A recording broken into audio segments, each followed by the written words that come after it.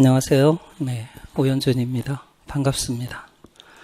자, 이제 또 새로운 한 해가 시작이 되었습니다. 그래서 2019학년도 그 중등 선생님 시험을 준비하는 예비 선생님들을 만나 뵙게 돼서 반갑습니다. 자, 오늘 첫 시간은요, 전체적으로 이제 그 중등 교육학 논술 시험이 어떤 시험인가, 그리고 우리가 어떻게 준비해야 하는가, 그리고 1년 동안 강의가 어떻게 진행되는가, 전체적인 소개, 오리엔테이션 이러한 시간으로 진행을 하도록 하겠습니다. 그리고 이제 두 번째 시간부터 이제 그 계획된 진도대로 수업을 진행해 나가도록 하겠습니다. 여러분 그 제시된 자료를 보면 2019학년도 중등교원 임용시험 대비 교육학 논술이라는 제목의 프린트물이 있습니다. 그거 같이 보시도록 할게요. 이제 간단하게 교육학 논술이라는 시험은 어떤 것인가 우리가 한번 그 대략적으로 짚어보고요. 또 우리가 논술은 어떻게 작성해야 하는가, 논술 시험에서 어떤 점을 평가하고, 그리고 채점 기준은 또 어떤 건가. 그리고 이제 두 번째는 교육학 논술에 실제로 들어가서 기출문제, 이런 출제 경향을 한번 분석해 보도록 하겠습니다. 논술이라고 하는 것은 논리적으로 글 쓰는 것, 이렇게 정의할 수 있겠죠. 예. 그러니까 교육학 논술이 논리적인 글쓰기라면 여러분 심층 면접은 논리적인 말하기라고 보시면 돼요. 예. 자, 그럼 여기서 우리가 이제 그 논리적이라는 말이 어떤 것인가를 조금 우리가 생각해 볼 필요가 있겠죠. 그죠? 논리적이라는 것은 보통은 이제 일관적이다, 이런 말로 표현을 합니다. 그러니까 처음과 끝이 항상성을 갖는 게 논리적인 거죠. 그 다음에 이제 두 번째 의미는 무모순성을 가리켜요. 그래서 논리적인 글쓰기라고 하는 것은 우리가 글의 형식 체계가 있잖아요. 서론, 본론, 결론이 이렇게 항상성을 띠는 거.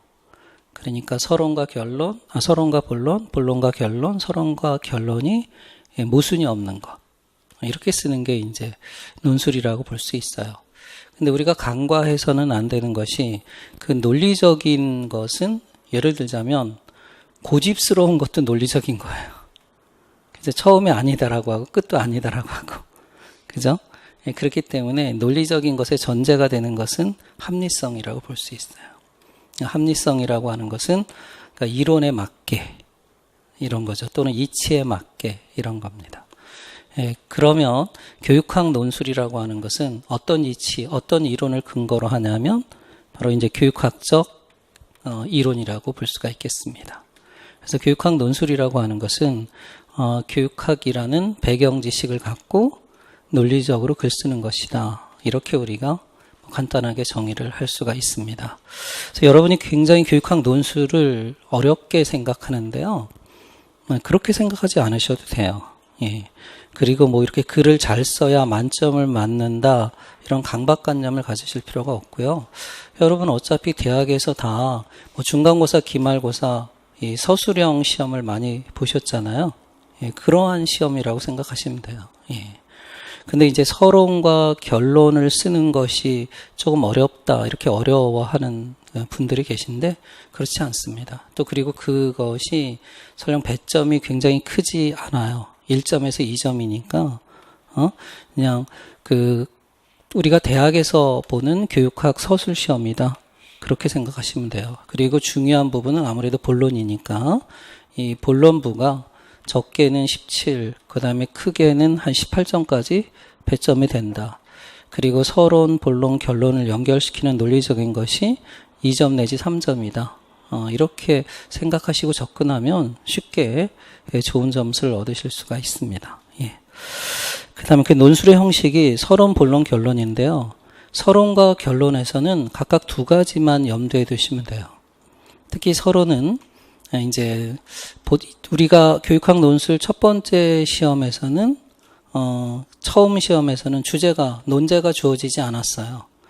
그러니까 사실은 주제 없이 여러분이 서론과 결론을 외워서 썼어요.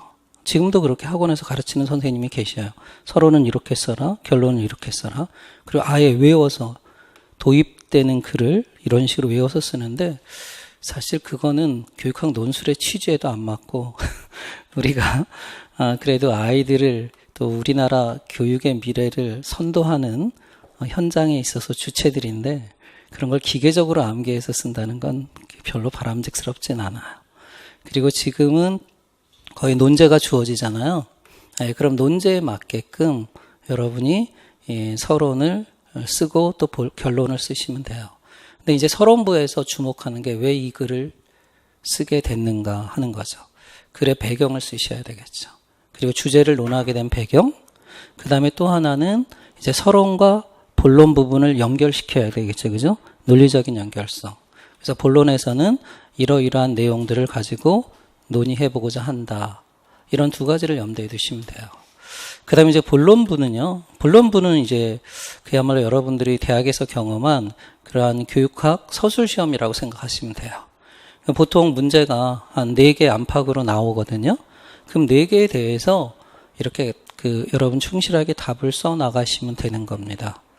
근데 이제 이런 의문이 있죠. 그 4개의 주제에다가 각각 4개의 내용을 쓸 때 주제를 언급해야 하는가 하는 부분이 있어요. 근데 그 2가지 방법이 있어요. 앞부분에 주제랑 연결시켜서 글을 이어가는 방법, 이게 훨씬 쉬워요. 근데 이제 그 문제에 대한 답을 쓰고 결론부의 주제랑 연결시키는 그런 방법도 있어요. 근데 이런 방법은 조금 여러분이 매칭하기가 좀 어려워요. 그러니까 예를 들어 앞부분에 그 주제랑 언급하는 게 편해요. 그러니까 예를 들자면 이번 그 2018학년도 주제가 뭐냐면 학습자의 다양성이거든요. 그럼 이제 학습자의 다양성과 관련돼서 뭐 논의할 때 다양성이 여러 가지가 있잖아요. 그러면 만약에 지능 문제가 나왔다면 학습자의 다양성을 구성하고 있는 요소 중에 하나는 지능이다. 뭐 이런 식으로 매칭을 시키면 훨씬 더 쉽다 하는 겁니다. 그 다음에 이제 결론부죠. 결론부도 2가지예요. 하나는 뭐예요? 논리적인 연결성을 위해서 이제 본론과 또 연결시켜야 되겠죠. 그러니까 본론부를 요약하는 거죠. 본론부에서 이러이러한 내용을 논하였다 하는 겁니다. 그러니까 본론부에서 굳이 주제를 언급하지 않으셔도 서론과 결론부에서 본론부에서 어떤 내용을 이야기하고 있다는 것을 논하고 있기 때문에 그 논리적인 연결성은 무리가 없는 겁니다. 그리고 이제 마지막은 그 이제 주제에 대한 논자의 견해를 피력하시면 되죠. 그래서 학습자의 다양성을 고려해서 교사는 이런 부분에 역점을 두어야 한다. 뭐 이런 식으로 여러분이 결론을 마무리하시면 되겠습니다. 자, 그다음에 이제 논술을 쓸 때 뭐 원칙들이 여러 가지가 있는데요. 이 교육학 논술을 여러분이 잘 준비한다면 2차 심층 면접도 잘 준비할 수가 있어요. 아까 제가 서두에서 말씀드린 것처럼 교육학 논술은 논리적으로 글을 쓰는 작업이라면 심층 면접은 논리적으로 말하는 거예요. 둘의 공통적인 그러한 지향점은 설득하는 거예요. 그죠? 자신의 논리, 자신의 생각을 글로 말로 설득하는 거예요. 다만 평가라는 관점에서 보면 주안점이 조금 달라요. 그 논술에서는 이제 인지적인 능력을 주로 측정하는 거죠. 합리적이고 논리적인 그러한 전문성을 측정한다면 그 다음에 심층 면접은 어떤 영역인 것 같아요? 우리가 교육의 목표 영역으로 보면 인지적, 정의적, 블룸이 분석한 대로 그 다음에 심리운동기능적 영역 중에서 후자 영역이 더 크죠. 심층 면접은 주로 정의적 영역이나 그 다음에 심리운동기능적 영역 이런 것에 주안점을 둔다 이렇게 보시면 돼요. 그래서 결국 이 2가지가 교원 임용의 어떤 시험 방식인 주로 시험 방식인 것은 아마 우리가 전체적으로 보면 이러한 블룸이 제안한 3가지 목표 영역을 이 2가지 시험을 통해서 테스팅을 하고 있다 이렇게 보시면 돼요.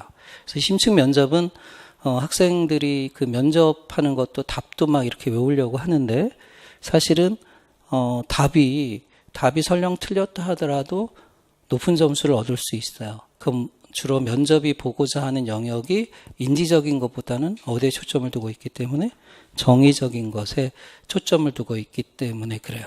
그래서 이 사람이 교사가 되기 위해서 건강한 가치관, 건강한 철학을 갖고 있는가, 그 다음에 공직자로서의 품성이나 자질 이런 걸 갖고 있는가, 이런 부분에 역점을 두고 있기 때문에 그렇다, 이렇게 보시면 돼요. 예. 그래서 여러분 교육학 논술에서는 그러한 이제 내용과 형식에 있어서의 그런 합리성과 논리성을 갖추면 이제 좋은 점수를 얻을 수 있겠다 하는 겁니다. 근데 일반적인 원칙만 보면 제가 그 형식에서 조금 언급한 것처럼 서론에서는 이제 왜 이 주제를 논하게 되었는가, 글을 쓰는 배경이나 목적 이런 것을 언급하시면 좋겠고요. 그 다음에 또 우리가 설득하는 글이기 때문에 그 핵심 개념이 있죠. 그런 핵심 개념에 대한 의미를 알고 있다면 여기서 설명하면 좋아요.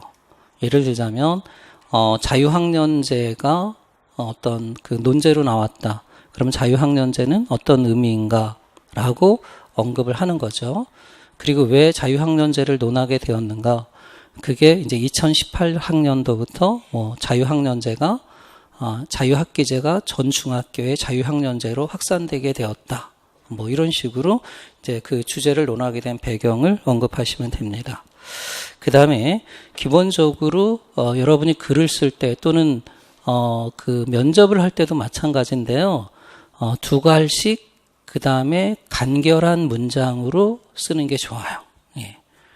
특히 그 면접할 때는 두 갈씩이 중요합니다.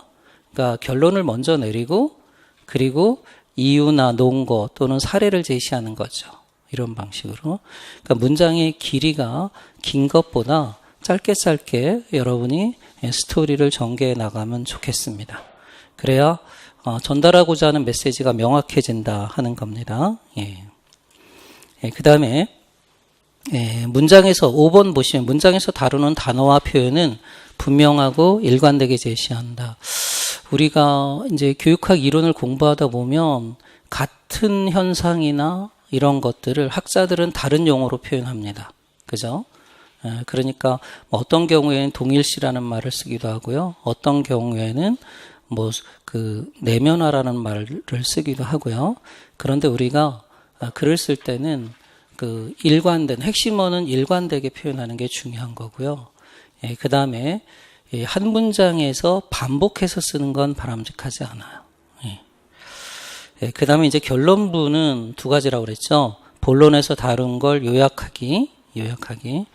그리고 마지막으로는 이제 주제에 대한 여러분의 견해를 간단히 언급하기. 그래서 분량은 서론과 결론은 세 줄에서 한 5줄 정도 쓰시면 돼요. 3줄에서 5줄. 그리고 보통 요약하면 주제가 한 4개 정도 나오기 때문에 3줄은 금방 넘어가요. 그리고 이제 전체적으로는 여러분이 이제 본론부의 그 내용에 주안점을 두셔야 한다 하는 겁니다. 자, 그게 이제 평가 요소 및 배점을 보면 알 수 있어요. 그 평가 요소 및 배점, 이게 이제 그 채점 기준 루브릭에 해당하는데요. 자, 내용하고 형식적인 것을 측정을 해요. 근데 이제 내용이 전체 20점 배점에서 이제 적으면 14점, 많으면 15점인데 지금 최근에 치러진 시험들은 다 15점이에요. 그리고 이제 형식 부분이 5점이라고 보시면 돼요. 근데 그 5점 중에 논리적인 것과 표현적인 게 있겠죠. 그죠? 그 논리적인 것은 주제, 이러한 내용의 그 논리성, 그리고 서론, 본론, 결론의 논리성을 가리켜요. 그리고 표현이라고 하는 것은 여러분이 오자를 쓰거나 또는 맞춤법에 지나치게 어긋나거나 이런 건데, 이거는 그렇게 강조하고 있는 부분이 아니에요. 그러니까 결정적으로 여러분이 핵심어를 잘못 썼다거나 그럴 때는 감점이 돼요. 그러니까 그 표현 부분에서는 일단 논리 부분이 3점이고 표현 부분이 2점이라면 이거는 감점 형태예요. 그러니까 감점이 없으면 5점을 다 맞는 거죠. 그죠? 근데 지나치게 논리적으로 서론부에서 엉뚱한 걸 이야기하고 있다거나 그럴 때 이제 마이너스 1점이라든가 이런 식으로 감점으로 가는 거기 때문에 그래서 최소한도로 기본적으로는 한 3점 이상의 여러분이 배점을 깔고 간다. 이렇게 보시면 돼요. 그래서 크게 뭐 표현에 그런 부적절함이 없다면은 한 1점 정도의 마이너스가 될 수 있다. 이렇게 생각하시면 돼요. 그러니까 크게 걱정하지 않으셔도 된다. 그래서 전혀 뭐 정말로 그 주제와 이탈돼서 엉뚱한 소리를 하고 있다거나 그럴 때는 감점 여지가 있죠. 예. 그 다음에 이제 내용 부분에 우리가 주안점을 둬야 돼요. 그게 이제 14점 내지 15점인데요. 2013학년도부터 이제 2018학년도까지 그 배점 부분이 쭉 있죠. 예. 그러니까 처음에는 교직 논술의 성격이 굉장히 강했어요. 예, 그렇지만 지금은 거의 교육학 논술 쪽으로 그 중등교원 시험은 그 패턴이 굳어지고 있어요. 그러니까 교육학적인 이론적 배경을 충실하게 묻는 문제들이 많이 나오고 있다. 예, 그래서 제가 말씀드렸지만 사실은 논술이라기보다는 그냥 우리가 대학에서 보는 교육학 서술 시험이다. 다만 교육학 서술 시험은 본론부만 보잖아요. 예, 그런데 거기다가 이제 서론과 결론을 추가시켰다. 이렇게 생각하면 여러분이 의외로 접근하는 것은 쉽다 하는 겁니다. 그래서 저는 이제 최저 15점에서 최고 한 19점 얼마까지.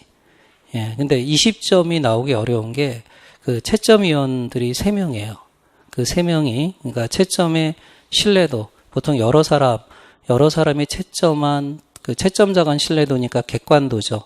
객관도를 높이기 위해서 사실은 3명이 채점을 합니다.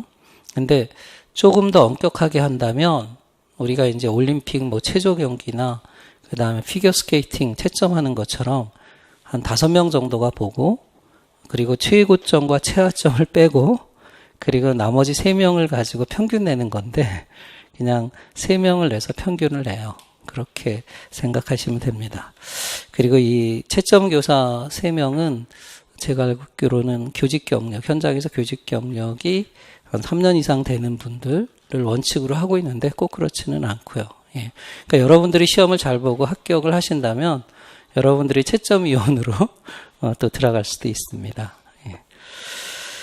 자, 그래서 이제 그 다음에 이제 그 에세이 형식들 이렇게 보면은 이제 에세이 형식들이 주로 이제 뭐 학부모 상담이다, 교사 간 대화다, 교단 일지다, 뭐 이제 뭐 강의, 뭐 특강의 발췌문이다, 뭐 이런 식이죠, 그죠? 그 다음에 도표로 제시되고 흥미로운 거 뭐냐면은요, 2016학년도부터 그림이 등장하기 시작했다는 거예요. 예?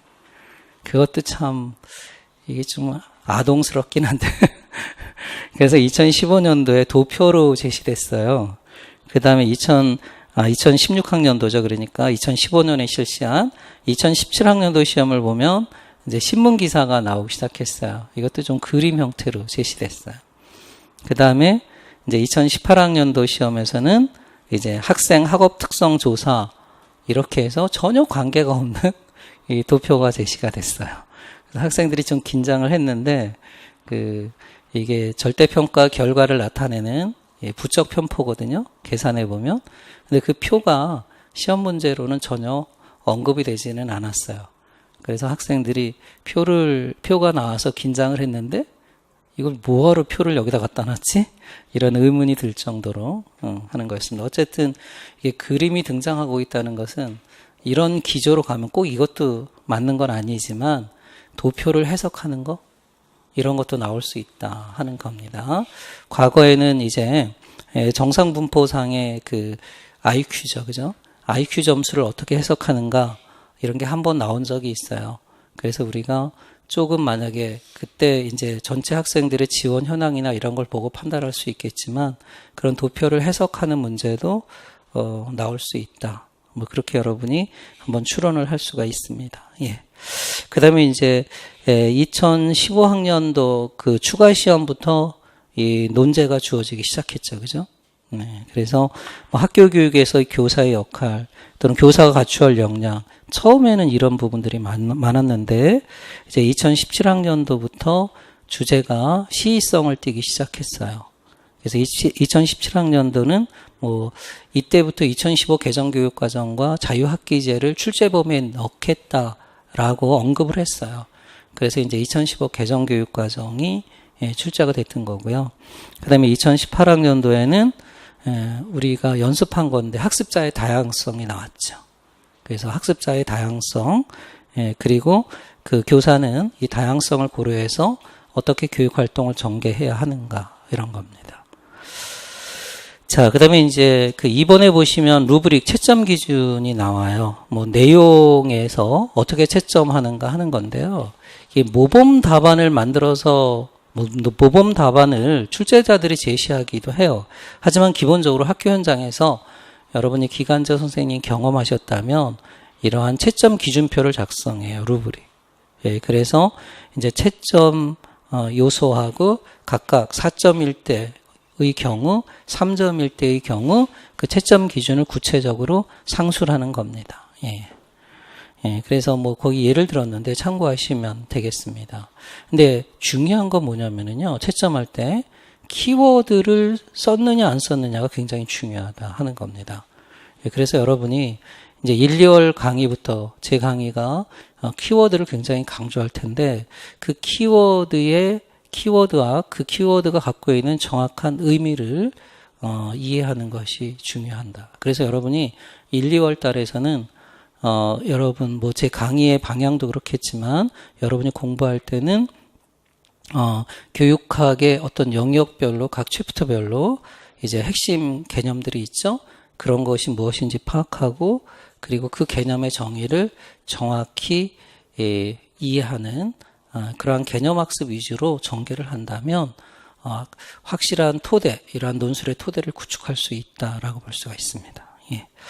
그 다음에 이제 뭐 구성 표현이 4.1대와 5.1대, 특히 5.1대는 구성을 보면 이게 글의 논리적인 형식적인 체계성과 그 다음에 내용면에 있어서 주제와의 연결성이에요.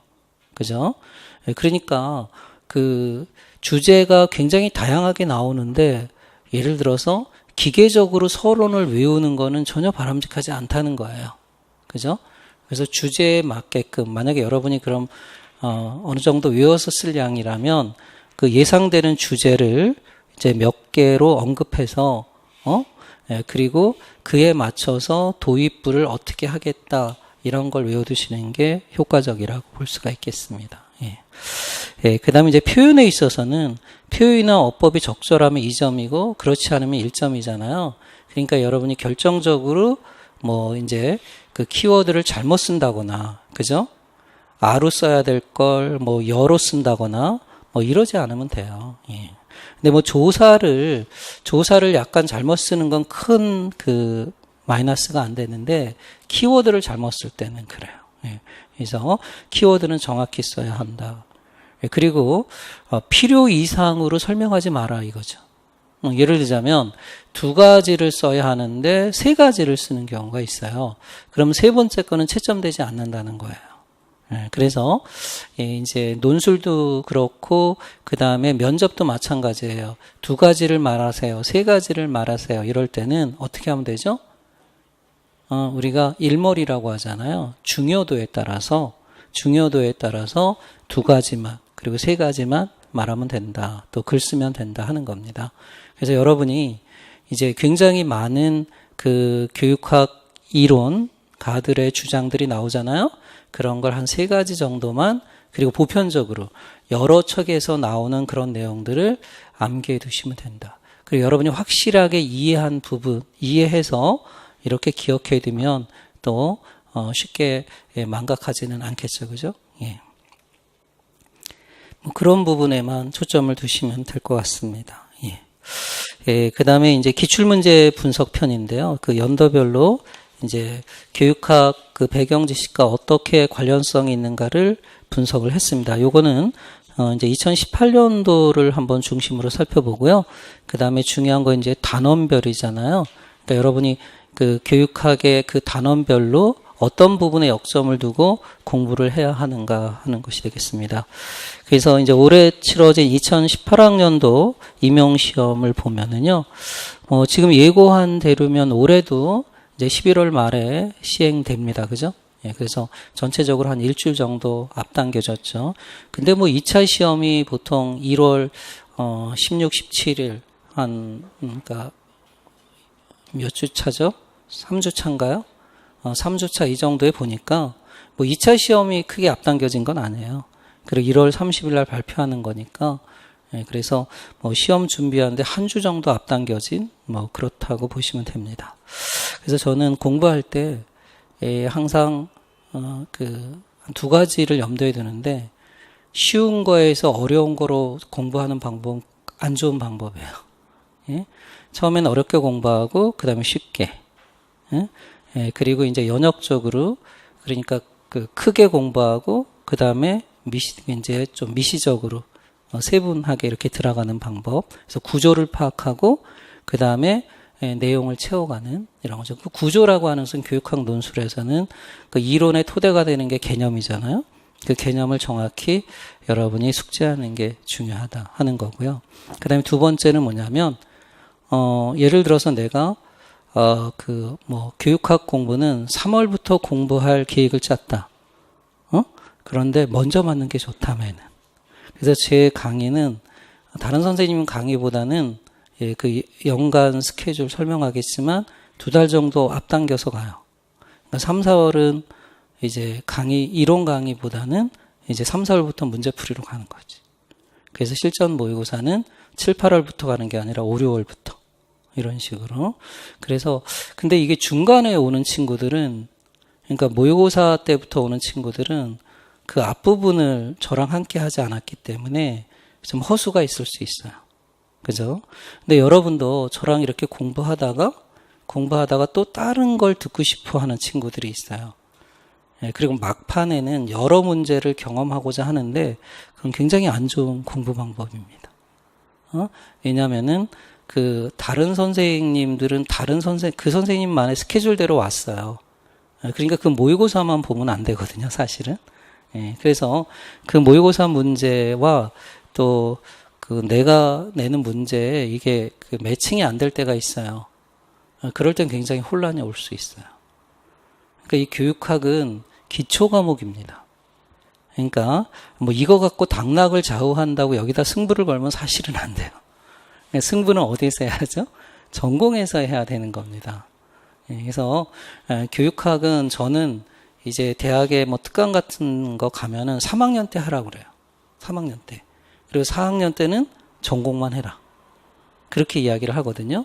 왜냐하면 기초는 그 이전에 다져놓고 4학년 때는 정말로 당락을 좌우하는 그 주요 과목에 초점을 두는 것이 그게 5급 시험에서도 그래요. 5급 시험에서도 그 기본 과목은 1차 과목은 미리 다 해놓고 그 다음에 시험 보는 그 해에는 당락을 좌우하는 2차 과목에 초점을 둬라. 이런 거거든요. 그래서 3학년 말까지 교육학의 한 80% 정도를 그러니까 바로 글쓰기 이전 상태까지를 만들어 놓는 게 좋다. 이렇게 하는 게 좋거든요. 근데 이제 의외로 그런 친구들이 있어요. 교육학 10대니까 1, 2, 3, 4, 5, 6 쭉 놀다가 7월부터 도전하는 거야. 그런데 그 모의고사반에 들어와서 점수가 안 나오면 어떻게 되겠어요? 굉장히 당황하지. 또 선생님을 옮겨 타서 모의고사 문제를 봤는데 점수가 안 나와요? 굉장히 당황하겠지. 당황하면 학습 스케줄이 깨지는 거예요. 그러니까 이 교육학 자체만의 문제가 아니라 2차 과목에도 영향을 준다는 거지. 그 2차 과목에 집중을 할 수가 없잖아요. 그러니까 여러분들이 교육학은 제가 볼 때는 이제 한 5, 6월 정도까지 해서 한 8, 90%를 만들어 놓는 것이 좋겠다 하는 겁니다. 그리고 이제 7월부터는 이제 그 전체적인 공부에 하는 비중이 되겠죠. 그죠? 그래서 이제 5, 6월까지는 교육학을 한 70%를, 한 70%는 좀 많겠구나. 교육학에 그래도 약간 비중을 많이 두고, 그 다음에 전공을 해나간다면, 그 다음에 5, 6월이나 7, 8월부터는 전공 비율을 서서히 높여간다. 그래서 7, 8월 이후에는 교육학은 20 내지 10% 이러한 시간 안배만을 하시면 좋겠어요. 자, 그러면 이제 2018학년도에 그 내용적인 걸 보면은요, 교육과정, 교수학습이론, 교육평가, 교육행정학, 이렇게 4개의 챕터에서만 나왔어요. 그리고 이런 기조는 안 변할 것 같아요. 그러니까 전체 교육학을 다 할 필요가 없는 거예요. 그래서 이 시험에 문제가 있다는 거예요. 그래서 저는 교육학과를 나왔지만 사실은 대학에서 교육학이 죽어가고 있어요. 그러니까 우리나라는 학문이 이렇게 시험하고 밀접한 관계가 있잖아요. 그 다음에 여러분은 뭐하고 관계가 있죠? 교육 현장하고 굉장히 관계가 있죠. 응? 그래서 지금 가장 지금 4차 산업혁명 시대 위기를 맞고 있는 교과가 뭐예요? 중심부에서 주변부로 옮겨가는 교과가 영어죠. 영어가 완전히 그냥 타겟이에요, 그냥. 응? 그러니까 공무원 시험도 7급에서 영어가 없어졌잖아요. 영어가 사라지고 토익으로 대체됐잖아요. 이제 지금 문재인 정부도 9급도 아마 그렇게 될 가능성이 높아요. 그리고 일단 학교 현장에서 수능 시험에서 영어가 절대평가로 바뀌었고요. 그 다음에 이제 논의의 확산이 전과목으로 절대평가를 확산시킬 것이냐 하는 그런 거죠. 그리고 같은 맥락에서 또 지금 논의되고 있는 게 고교학점제잖아요. 고교학점제도 그 평가 방식이 이제 절대평가로 바뀌잖아요. 이럴 때 과연 이것을 관철시킬 수 있느냐. 문재인 정부가 지금 어찌 보면 시대적인 틀을 바꾸는 교육적인 실험을 하고 있는 건 맞는데 그 5년 안에 그걸 해낼 수 있을지 저는 의문이 들어요. 왜냐하면 그 이전 정부에서 우리는 반면 교사를 좀 얻어야 돼요. 이전 박근혜 정부가 그 정권, 그 촛불 시위로 물러나게 된 주된 원인의 그 시발점이 정유라 부정입학 사태였어요. 그죠? 그러니까 이 교육의 문제는 다른 나라와 우리나라는 정서상으로 굉장히 달라요. 그러니까 우리나라하고 다른 나라를 비교할 때 가장 많이 논의되는 게 교육열이에요. 네? 우리 민족의 교육열. 근데 그 교육열을 잘못 건드리면 정권의 그러한 토대 자체가 붕괴될 수 있다는 거예요. 근데 지금 문재인 정부가 그걸 과감히 건드리고 있어요. 응? 근데 그 과감히 건드린다는 게 이게 방향은 맞는데 이 촘촘하지를 못해요. 정책을 하려면 이게 그야말로 이게 다르거든요. 여러분도 아마 그럴 텐데 학교에서 근무할 때와 도교육청에서 근무할 때 또는 교육부에서 근무할 때 다르죠. 이런 시각이 다를 거 아닙니까? 근데 지금 김상곤 총리는 경기도의 수장이었어요. 경기도. 근데 대한민국 교육은 달라요. 응? 대한민국 교육은. 그리고 이게 절대평가라고 하는 것은 그 평가의 그 신뢰도나 타당성도 문제가 되겠지만 기본적으로 교육 격차하고 관계가 있거든요. 우리 시대의 가장 큰 문제가 격차를 해소하는 거 아닙니까? 근데 그렇게 고교학점제나 수능 절대평가로 한다고 해서 격차가 만회될 것인가? 그렇지 않아요. 그렇기 때문에 사실은 이게 일단 1년 정도 논의했잖아요. 전과목으로 확산시킬 것이나 하는 그런 문제가. 그리고 이게 완전 절대평가로 했을 때 학부모들이 특히 있는 집안의 학부모들이 그것을 용인할 것인가. 더더군다나 현장의 선생님들이 용인할 것인가. 일단 고교학점제 교총이나 정교조가 다 반대한다고 그랬어요. 그러니까 그런 것만 보더라도 굉장히 이제 앞으로 이제 다가올 그러한 고난들이 굉장히 많은 것 같아요. 일단 여러분의 고교학점제가 된다면 여러분의 포지션도 달라져요. 전체적으로 교사의 권위는 점점 좋은 쪽으로 이야기하면은 민주화되고 있는 거고요. 나쁜 쪽으로 이야기하면 교사의 권위는 어떻게 되고 있죠? 약화되고 있어요. 그러니까 티처라는 개념이 아니라 이제는 뭐예요? 뭐 구성주의로 가면 코치 막 이러잖아. 그 다음에 이제는 뭐 퍼실리레이터인가? 촉진자? 그러니까 이렇게 되면 교사의 전문성이 어떻게 되는 거지? 강화되는 거야, 약화되는 거야? 약화되는 거야. 한편엔 그런 시도가 있다는 걸 여러분 기억해 두셔야 돼요. 그래서 작년에 우리가 교과 TO가 작아지면서 뜨거운 이슈 중에 하나가 됐던 게 뭐죠? 비정규직의 정규직화. 그래서 기간제 선생님을 정규직 선생님으로 인정해 달라는 거였잖아요. 근데 문재인 정부가 결국은 그건 원칙대로 간다라고 했지만 그 논란을 가만히 냅뒀어요. 가만히 냅둔 이유가 뭐겠는가를 한번 잘 생각해 보세요. 예? 그리고 교과보다는 비교과를 많이 선발한 이유가 뭔가도 있어요. 왜냐하면은 이제 고교 학점제가 되면 상대적으로 TO가 그 교과 선생님의 TO가 많아져야 돼요, 적어져야 돼요? 많아져야 되거든요. 다양한 교육 과정을 개설하기 위해서는 어떻게 하겠냐? 제 생각에는 이미 있는 선생님들을 부전공한다든가 그런 식으로 활용하겠다는 거예요. 왜냐하면 지금 저출산 때문에 학생 수가 급감하고 있고 이미 있는 선생님들을 해고하기는 어려우니까 그런 식으로 재활용하겠다. 이런 포석인 것 같아요. 그런 점에서 그 현장에 있는 정교조의 합법화도 인정하지 않는 것도 우리가 생각해 볼 필요가 있어요. 이러한 진보적인 정부가 들어왔지만 그 보수적인 정부에서 정교조가 법의 노조화 됐잖아요. 그런데 지금 그 합법 노조로 인정을 안 하고 있어요. 아직까지. 왜 그럴까? 기본적으로 이 교사의 유동성이에요. 이 교원의 어떤 임용이나 이런 방식을 4차 산업혁명의 특징은 유연성, 유연화, 노동시장의 유연화로 표현될 수 있거든요. 근데 이제 강건한 노조가 있으면은 그런 시도가 어떻게 되겠어요? 벽에 부닥치는 거지. 그러니까 이제 그런 부분은 계속 갖고 가는 거예요.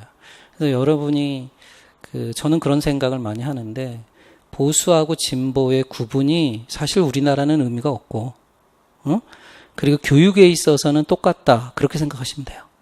교육 정책은 그래서 이제 교육사를 공부해야 하는 이유가 중요합니다. 어떤 사람이 정권을 잡아도 우리는 교육의 본질적 가치를 고민하지 않는다. 그죠? 뭐만 고민해요? 교육을 통해서 요즘 현대적인 일이라면 어떻게 하면 또 국민을 사육할 것인가.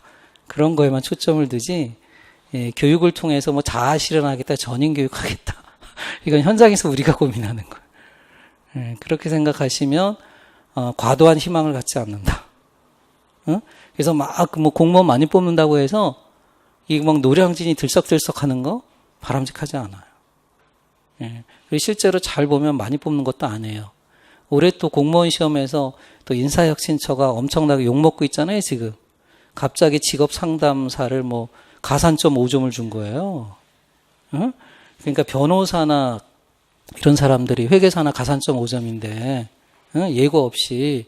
그러니까 이게 뭐냐면, 진보는 권력을 잡은 지 꽤 오래됐기 때문에 이 촘촘한 정책들이 없는 거야. 이런 점에서 지금 도전을 받고 있는 거죠. 어쨌든 좀 그렇습니다. 지금 현재 이런 추세가. 그래서 제가 볼 때는 임용시험도 작년 시험 스타일대로라면 어떤 형태로든 변화될 것 같아요. 지금 변화될 수밖에 없는 게 2015 개정교육과정 중에 2018년도부터 중학교에 의무화되는 게 무슨 교육이냐면 소프트웨어 교육이에요. 예? 그리고 이러한 소프트웨어 교육이 내년도에는 초등학교 또 의무화되고 이게 강화돼요. 그래서 우리가 보통 동서고금을 막론하고 학교 교육의 필요성을 이야기할 때 인간으로서 꼭 알아야 할 것이 있다. 이런 게 있겠죠? 그런 걸 뭐라고 해요? 문해교육이잖아. 리터러시죠? 그 중에서 동서양을 막론하고 제일 강조했던 세 가지가 뭐예요? 3RS잖아. 리딩, 그 다음에 라이팅, 아리스메틱. 읽고 쓰고 세마는 거였잖아. 근데 최근에 강조되고 있는 게 한 가지가 더 추가됐어요. 그게 디지털 문해. 그래서 이제 소프트웨어 교육을 강화할 수밖에 없거든요. 근데 이게 교원 임용 시험에 전혀 반영되고 있지 않은 거예요. 그러니까 소프트웨어 교육이 정보라는 교과만을 가지고 또는 초등학교에서 실과라는 과목에서만 하는 게 아니라 전 과목에서 다 하는 거거든요. 그런 측면에서 앞으로는 그런 자격증을 요구할 수도 있어요. 교원 임용 시험에 예비교사가 우리가 점점 막 늘어나잖아요. 한국사, 기초 능력 이런 것처럼 그럴 수가 있기 때문에 아무래도 시험 제도가 작년도에 한번 그 학생들을 대상으로 시험의 문항의 방식이나 이런 것들을 한번 테스팅을 했어요. 그런 게 아마 종합적으로 돼서 당장 여러분들에게는 적용될 것 같지는 않지만 앞으로는 그런 변화될 수가 있기 때문에 시험은 빨리 합격하는 게 좋지 않을까 그런 생각이 듭니다. 그래서 2018학년도 시험을 보면은 보세요. 어떤 게 나왔냐면 교육과정이 나왔고, 그 다음에 교수학습이론, 교육평가, 교육행정학에서 출제가 됐어요. 예. 그래서 제가 교육학을 이제 그 책마다 보면 나름대로 그 내용 구성이 다른데, 저는 한 14개의 챕터로 나누었는데, 그러니까 1, 2월 달은 뭐 그 부분을 충실하게 가급적이면 다 설명을 하겠지만, 그래도 여러분이 이제 시험에 나오는 챕터는 한 6, 7개로 압축할 수 있어요. 여기에다가 이제 뭘 추가하면 되냐면요. 교육심리학을 추가해야 되겠죠. 교육심리학은 물론 교수학습이론과 교육평가가 교육심리학적 영역이기도 합니다. 근데 우리가 기본적인 교육심리학, 교수학습이론과 교육평가는 응용심리학이라고 보시면 되겠고요. 예. 그래서 교육심리학 파트, 그 다음에 또 하나가 이제 교육사회학 파트죠. 예, 교육사회학 파트. 이렇게 해서 6개 챕터가 시험에 나올 수 있는 한 99% 나올 수 있는 챕터라고 보시면 돼요. 그래서 이 부분야만 여러분이 중점적으로 계속해서 반복하시면 됩니다. 근데 혹 모르잖아요. 재수 없어서 전혀 엉뚱한 데서 나오면은 또 여러분들이 어떤 전체 시험을 그르칠 수 있으니까 1, 2월은 다 토대를 통해서 다 기본적인 건 좀 다르고요. 그리고 이제 시험 우리 공부를 진행해 나가면서 이렇게 촘촘하게 처음에는 하다가 이 중요 과목에 초점을 맞춰서 집중적으로 공부하는 그런 방식으로 진행을 하도록 하겠습니다. 그 다음에 이제 출제 키워드 주로 이런 문형으로 나온다는 거죠. 그러니까 문제, 해결책, 그 다음에 개념, 원리, 특징. 그래서 여러분이 각 챕터를 공부하면서 그런 부분들, 그리고 몇 가지 기억하시면 돼요. 개념은 정확히 여러분이 암기하고 이해해야 되는 거고요.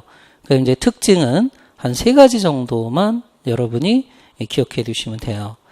그 다음에 뭐 종류, 방법, 뭐 활동, 기능, 장점, 단점, 한계 뭐 이런 거거든요. 이런 것도 한 3가지 정도만 기억해 두시면 된다 하는 겁니다. 네.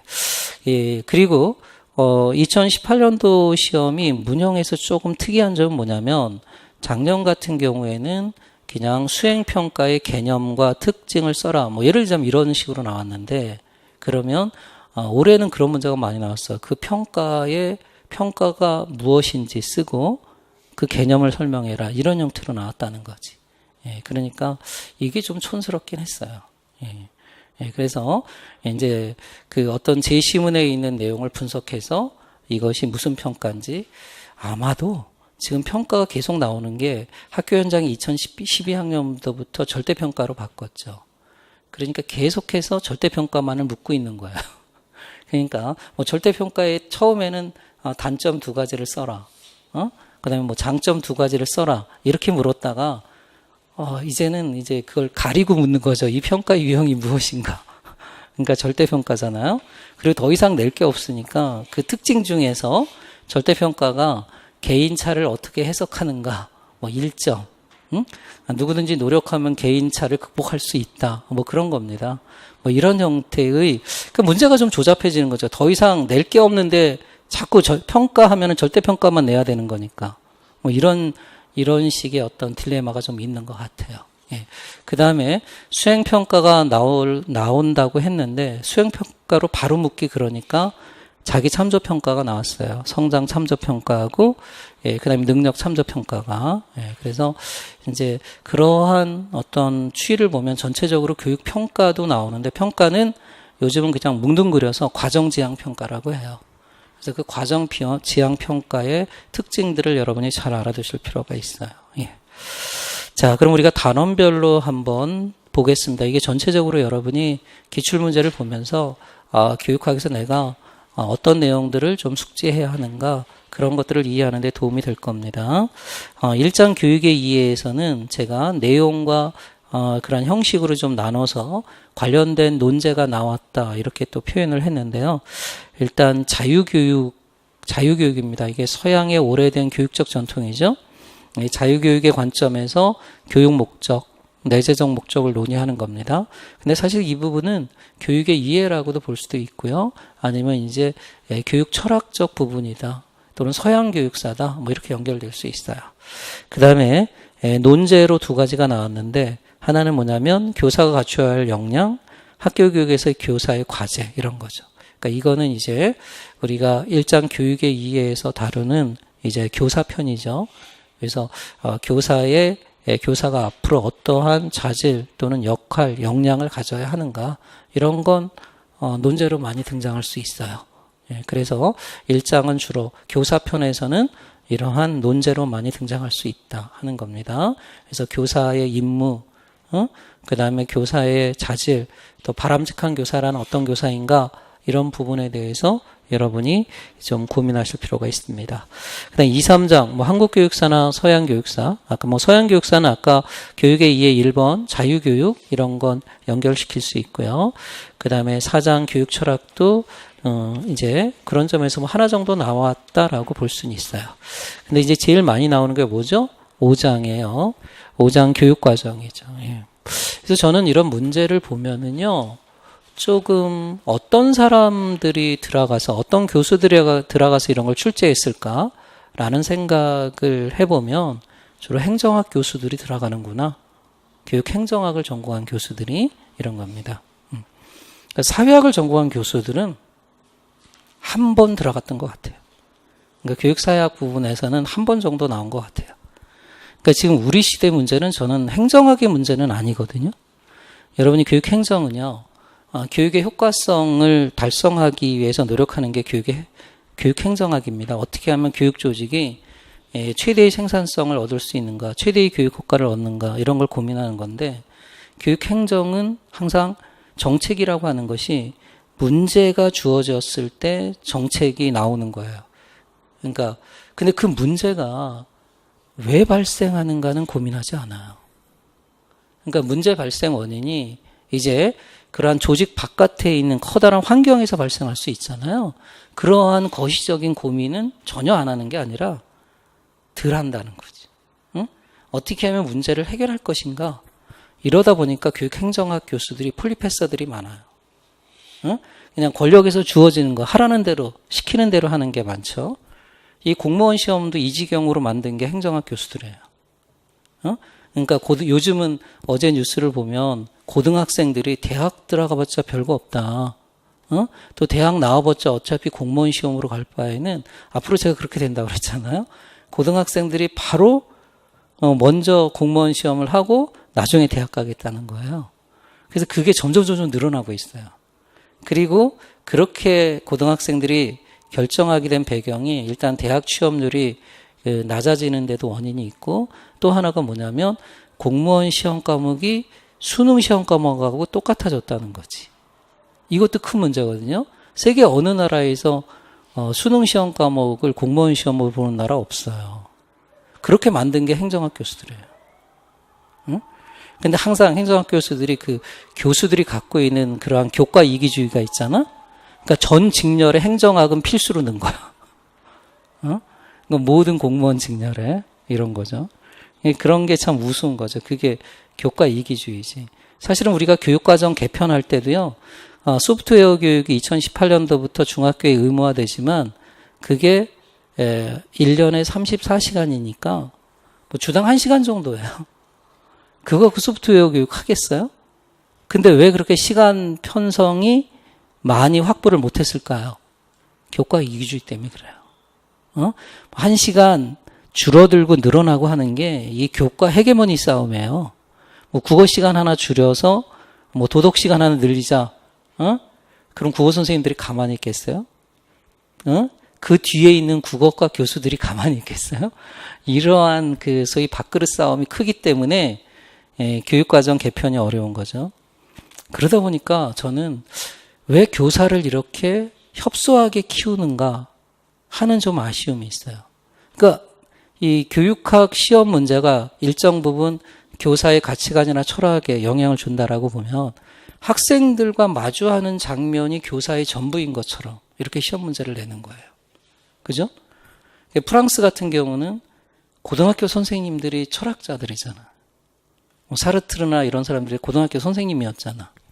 그리고 고등학교 교육이 대학 가는 걸 결정하지 대학이 고등학교 교육을 좌우하는 건 아니잖아요. 근데 우리는 교수들이, 그것도 자질 없는 교수들이 제가 볼 때는 우리나라 교육 전반을 좌우하고 있는 거야. 이 교육학 시험도 그렇게 만들고 있는 거죠. 그러니까 학교 안에서 빚어지는, 그러니까 뭐 학생과 이렇게 가르치고 뭐 상담하는 분야도 또 잘 안 나와요. 이런 분야에만 초점을 두는 거예요. 오히려 교사들이 어떤 그 학생들을 어떠한 가치관을 가지고 어떤 비전을 주고 어떤 방향으로 이끌어갈 것인가 이런 거시적인 문제를 못 내는 거지. 그 철학이 안 나오는 걸 보면 알 수 있잖아. 지금 여러분이 17개 시도교육청에서 다 추구하는 공통된 교육의 가치가 뭔 줄 아세요? 행복이거든. 행복이라는 것은 굉장히 그게 질적이고 정성적이고 이런 거거든요. 그게 철학적인 건데, 근데 철학이라는 과목, 철학이라는 문제가 한 번도 시험에 나온 적이 없다는 거야. 철학이라는 영역이. 그러니까 선생님들에겐 그럼 뭐야? 철학이 없어도 된다는 거야. 그냥 교과에서 가르치는 대로 잘만 가르치면 돼. 그리고 평가 방법 이런 것만 나오고 있다는 거지. 그래서 저는 이런 식으로 시험을 내니까 교육학이 죽어가고 있구나 하는 생각이 드는 거지. 사회학 부분도 안 나오잖아요. 그리고 차라리 이런 식으로 나올 바에는 아예 그냥 여러분들에게, 그리고 채점도 물채점 할 바에는 그냥 어차피 여러분 소양 과정으로 교육학 다 배우지 않았어요? 굳이 시험 볼 필요가 뭐가 있어, 그지? 응? 그리고 그렇게 비싼 돈 들여가면서 학원 교육 받을 필요가 뭐가 있어? 응? 이건 그냥 패스페일로 하든가, 제 생각엔 그래요. 패스페일로 하든가 아니면은 이제 그 5급 시험처럼 딱딱 주어주는 거야. 이번에는 교육과정, 평가, 철학 여기서 나오겠다. 이런 게 훨씬 더 여러분 공부하는 입장에서는 편하잖아, 그지? 응? 어느 게 나올지도 모르고. 여러분 기본적으로 사교육이 성행할 수밖에 없는 게 학교 교육이 허술하기 때문에 그런 측면도 있어요. 예를 들어서 대학에서 여러분의 교육학적인 배경을 체계적으로 안 배운 거 있죠, 그죠? 저는 정말 놀란 게, 뭐 교육 심리학이라고 해서 심리학과 교수들 강의를 한번 들어본 커리큘럼, 이 실러버스를 보면 인지 발달만 한 학기 동안 하는 사람이 있어. 인지 발달도 피아제, 비고츠키만 한 학기 동안 하는 거야. 그러니까 이게 교양 과정에서는 그러면 안 되잖아요. 다 교육학적 전반, 교육 심리학 전반을 다뤄줘야 되는데, 예? 그러니까 그마저도 학원에 의존할 수밖에 없는.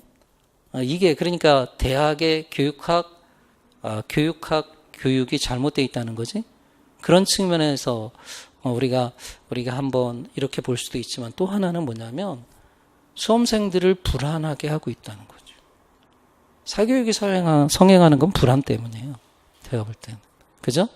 그래서 이게 교육과 우리가 범위를 얘기했지만 이렇게 어디서 나올지 모르게 해서 다 공부하라 하는 거.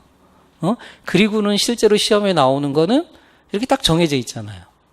이렇게 치사한 플레이를 할 바에는 그냥 여기서 나오고 다음 연도엔 여기서 나온다. 그런 게 훨씬 더 좋지 않을까 그런 생각도 해봐요. 예. 자, 그래서 여러분 이제 교육과정에서 보면 한 7개 나왔잖아요. 그러니까 교육과정은 교육의 내용적인 측면이니까. 그리고 요즘 이제 여러분 자유학년제라든가 이 소프트웨어 교육이라든가 각종 뭐 인성교육이라든가 학교에 주어지는 그 과제들이 많죠. 그러다 보면 그런 걸 하려면 지금 중앙에서 결정된 교육과정 그대로 이행할 수가 없어요. 그래서 지금의 화두는 교육과정을 뭐 인성교육이라든가 또는 자유학년제에 맞춰서 진행하려면 교육과정을 어떻게 해야지? 재구성해야지. 그래서 교육과정의 재구성이에요. 학교 현장에서 교육과정을 어떻게 재구조화할 것이냐. 그렇기 때문에 교육과정 파트가 시험에 계속 나오는 겁니다. 예. 그래서 교육과정 설계, 뭐 타일러에서 이번에는 워커가 나왔지만 이런 거. 또 교육과정에는 또 어떤 유형들이 있는가. 그래서 공식적 교육과정, 잠재적 교육과정 또는 영교육과정 이런 측면들. 예. 예. 그다음에 또 2015 개정교육과정 같은 경우에는 이제 여러분들이 뭐 소양으로도 좀 알아두셔야 되는 거니까 이런 부분입니다. 그리고 이제 교육과정을 구현하기 위해서 어떻게 이제 교사는 역할을 해야 하는가 이렇게 논제로도 한번 2017년도에는 출제되었고요. 근데 2018년도 나온 걸 보면 문제가 어때요? 문제가 문항이 좀 다르죠, 그죠? 그러니까 그 이전에는 그냥 뭐 백워드 교육과정의 설계 방식의 특징 3가지 이런 식으로 구체적으로 드러내서 나왔지만은 지금은 이게 거의 이제 숨겨진 채로 나오는 그런 문제들이 많이 있어요. 그리고 지문이 굉장히 길어졌죠. 이렇게 보면 아무래도 교육학 논술이 작년도에 한번 일부 대학에서 아마 그런 의뢰를 받아서 교육학 논술의 시험 방식을 어떻게 바꿀 것이냐를 지금 연구하고 있거든요. 그래서 지금 교육학 교수들이 대다수가 일치하는 게 지금의 논술은 별로 의미가 없다. 그래서 차라리 2차 과목처럼 이제 그 문형을 다 굉장히 다양하게 하고 약간 길게 쓰는 게 있고 또 짧게 서술하게 있고 그런 식으로 바꾸자. 왜냐하면 채점 기준에 있어서나 이런 것들이 지금 논술 채점이 그 명확하게 제시되지 않기 때문에 학생들의 이의가 제일 많은 게 또 교육학 과목이에요. 전공 과목은 별로 이의가 없는데 이 교육학 과목에서 이의 제기가 가장 많이 들어왔어요. 작년에. 근데 그 이의 제기가 많이 들어와서 올해는 굉장히 물채점을 했다. 이런 평가가 많이 있어요. 예. 그 다음에 이제 6장 보면 교육심리학 이 부분은 그 2018년도에는 출제되지 않았지만 여러분이 꼭 알아야 할 부분입니다. 예. 그래서 뭐 2018년도에 내용으로는 출제되지 않았지만 굳이 연결시킨다면 주제하고 연결시킬 수 있어요. 학습자의 다양성. 이러한 다양성을 고려한 교육, 이거는 이제 심리학의 주된 부분이죠. 교육 심리학의 키워드는 2가지잖아요. 발달과 학습이에요. 근데 대부분 발달에 초점을 둬서 문제가 출제가 돼요. 학습 파트는 이제 반두라의 사회학습 이론이 한 번 정도 나왔고요.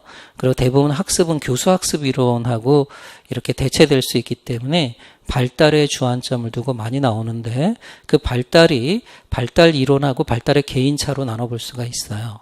그 개인차가 바로 학습자의 다양성이고 지금의 어떤 교육적 지향하고 맞물리는 부분이라고 볼 수 있어요. 민주화는 다른 말로 하면 다양성이거든요. 그리고 뭐 정부 3.0이다 또는 뭐 맞춤형 교육이다 이런 것들이 학습자의 다양성을 고려한 교육을 전제하고 있다. 그런 측면에서 이제 논제로 제기가 된 겁니다. 그 발달 이론에서는요. 인지 발달은 지금까지는 한 번도 출제되지 않았어요. 피아제하고 비고츠키는. 그 다음에 성격 발달 이론에서 에릭슨이 등장했죠. 근데 심리학은요. 이게 교육학의 하위 영역 중에서 비교적 학문적 성격이 강하잖아요. 그렇기 때문에 학문적 성격이 강한 과목들이 있어요. 그게 이제 인문과학에서는 철학이고요. 그 다음에 사회과학에서는 사회학이죠. 그 다음에 비교적 자연과학적인 게 이제 심리학이에요. 이런 파트는 개념이 나온다는 거지. 그래서 이제 에릭슨 이론에서 이제 주요 개념, 모라토리움이죠. 정체감 유예. 뭐 이런 걸 설명하는 게 나왔고요. 그 다음에 같은 해에 나왔던 게 반두라잖아요. 반두라의 주요 개념, 사회학습이론에서 모델링, 이런 걸 쓰는 문제입니다. 그래서 학이라고 하는 것은 학의 토대가 되는 게 개념이기 때문에 여러분이 개념을 확실하게 숙지해 두는 것이 중요하다 하는 겁니다. 그 다음에 이제 개인차에서는 뭐 IQ 해석하는 문제, 그 다음에 또 하나가 이제 동기잖아요, 동기. 이 동기는 몇 번을 강조해도 지나침이 없다라고 할 만큼 시험에 많이 많이 출제되는 부분이라고 볼 수 있어요. 그래서 여러분이 동기 이론은 잘 알아두셔야 됩니다. 그래서 메슬로우의 그 학습 욕구 이론, 이러한 동기, 그 다음에 켈러의 학습 동기 유발 방안, ARCS 방안, 이렇게. 그래서 동기 부분은 여러분이 촘촘하게 공부를 해 두셔야 되겠습니다. 그 다음에 이제 7장 교수학습 이론에서 뭐 이제 5문제가 출제됐고, 금년도에도 출제가 됐습니다. 그러니까 작년도부터 구성주의가 나오기 시작했어요. 뭐 구성주의는 뭐 철학으로 볼 수도 있고요. 아니면은 이제 우리가 교육학에서는 주로 교수학습의 관점에서 구성주의를 많이 다룹니다. 그래서 작년에 나왔던 것은 이제 구성주의적 입장에서 교사는 주인공이 아니죠. 교수학습, 지식을 구성하는 주체는 학습자예요. 학습자가 자기주도적 또는 협동적으로 지식을 구성합니다. 그런데 이제 교사의 역할은 바로 그런 학습을 촉진하거나 또는 지식을 구성할 수 있는 환경을 설계하는 거죠. 그래서 작년에는 이 조나산의 교수학습 환경 설계가 출제가 되었고요. 올해는 조금 더 한 발 더 들어가서 구성주의 토대를 두고 있는 여러 가지 교수학습 방법 중에서 이제 학교 현장에서 많이 활용되는 문제중심 학습 PBL이 나온 거예요. 그래서 그 PBL이 출제가 되었다 하는 겁니다. 그 다음에 이제 2014년도에 협동학습 나왔잖아요. 협동학습도 이것도 이제 넓게 보면 구성주의적 교수학습 방법이라고 볼 수 있습니다. 그 다음에 교육과정과 연계해서 나왔던 게 학문중심 교육과정이죠. 근데 그 학문중심 교육과정은 내용적인 목표로 지식의 구조를 강조하고요. 지식의 구조를 교수하는 전략이 바로 발견학습이에요. 이 발견학습도 넓게 보면 구성주의입니다. 그러니까 거의 이렇게 구성주의라고 노골적으로 나온 거는 2017년도부터 그러니까 재작년도부터이긴 하지만 거의 이렇게 학습자 중심의 학습 방법들이 많이 나오고 있다 하는 겁니다. 그래서 교수학습 방법에서 최근 강조하는 게 이제 학습자 참여 중심 교수학습 방법이죠. 또는 배움 중심 교수학습 방법이다. 그런 것들을 여러분이 잘 숙지를 해 두셔야 된다 하는 겁니다. 그리고 그런 방법을 계획하는 게 바로 디자인 설계가 되겠죠. 이 설계 부분은 이런 부분에서 나올 가능성이 높다는 겁니다. 구성주의적 입장에서 조나센이 나왔고요. 그 이전에는 이제 일반적 교수 체제 설계, 에디 모형, 이것이 또 심화 모형은 뒷깎헬이잖아요. 그래서 일반 모형, 에디 모형이 나왔으니까 우리가 교수학습 이론에서는 두 가지예요. 교수 설계하고 교수학습 방법. 그리고 학습자 중심, 이러한 학습자 참여 중심, 배움 중심 교수학습 방법. 이 두 가지를 여러분이 염두에 두고 거기에 초점을 두고 공부를 하셔야 된다 하는 겁니다. 그 다음에 교육공학은 거의 안 나오고 있어요. 근데 교육공학이 최근에는 이러한 교수학습 이론을 들여와서 거기다가 이제 그 공학적인 기술을 접목시키고 있잖아요. 그래서 조나센 같은 경우는 교육공학에서도 논하고 있는 거니까 이렇게 볼 수도 있다는 겁니다. 그러면 구장 생활지도와 상담은요, 초기에는 시험에 나왔어요. 초기에는 시험에 나왔는데, 그러니까 2014년 이후는 거의 시험에 안 나오고 있다 하는 거죠. 왜 그럴까요? 전문 상담 교사 선생님들의 영역과 중첩되기 때문에 그래요. 그렇기 때문에 오히려 이 부분이 문제가 나올 경우에는 특정 교과가 유리해질 수 있다. 이런 것이 있기 때문에 그렇죠. 근데 만약에 이제 전문 상담 교사 선생님을 안 뽑는다면 나올 수 있겠지. 그 티오가 적다거나 이럴 때는 나올 수가 있겠죠. 그죠? 그래서 그 상담 파트하고요. 그 다음에 생활지도 실제에서 출제됐던 게 이제 비행이거든요. 이 비행 부분은 언제든지 나올 수 있어요. 특히 학교 폭력이 2014년도에 큰 문제가 된 적이 있어요. 그래서 아마 시의성 있게 출제된 걸로 사료가 되고요. 그래서 여러분들이 우리 시험은 이 시의적인 것도 굉장히 많이 탑니다. 그래서 2018년도에 교육에 있어서 어떤 큰 변화가 있다. 그럼 관련된 것들이 나올 수 있습니다. 그러니까 왜 PBL인가? 올해 PBL이 나왔는가 학생들이 물었을 때 PBL의 문제 중에 하나가 뭐냐면은 이제 학습자의 역할 두 가지를 물었잖아요. 이게 2015 개정교육과정이 그 이전의 교육과정과 다른 점은 뭐냐면 우리가 교육과정을 통해서 기르고자 하는 인간상이 있죠. 근데 모든 교육과정은 다 그 교육적 인간상을 제시했어요. 2015 개정교육과정도 맞아요. 자주적인 사람, 창의적인 사람, 교양 있는 사람, 그다음에 더불어 사는 사람 이렇게 그 교육적 인간상을 제시했는데 2015 교육과정이 그 이전의 교육과정하고 가장 큰 차이점은 그 교육적 인간상이 갖추어야 할 역량을 제시하고 있다는 거예요. 그 핵심 역량을 제시하고 있어요. 그래서 요즘은 모든 평가 방식이 무슨 평가로 바뀌고 있죠, 여러분? 역량평가로 바뀌고 있잖아요. 역량평가가 학교 현장에서 수행평가예요. 그리고 이제 어른이 되어서는 역량평가를 하는 겁니다. 그래서 국가 직무 능력 표준에서 각 직업에서 그 측정해야 하는 역량들을 고용노동부가 또 작년에 만들어서 이러이러한 역량을 측정하는 문항을 개발해라. 이런 식으로 바뀌고 있거든요. 그래서 PBL에서 학습자의 역할이 뭐냐면 학습자의 역량을 물은 거예요. 앞으로 우리가 교육과정을 통해서 기르고자 하는 역량이 두 가지거든요. 하나는 자기주도적인 그런 학습 역량, 그리고 또 하나가 협동학습 역량이거든요. 이 두 가지예요. 그럼 자기주도적 학습은 우리가 2015 개정교육과정에서 요구하는 자기관리 역량을 묻고 있는 거고요.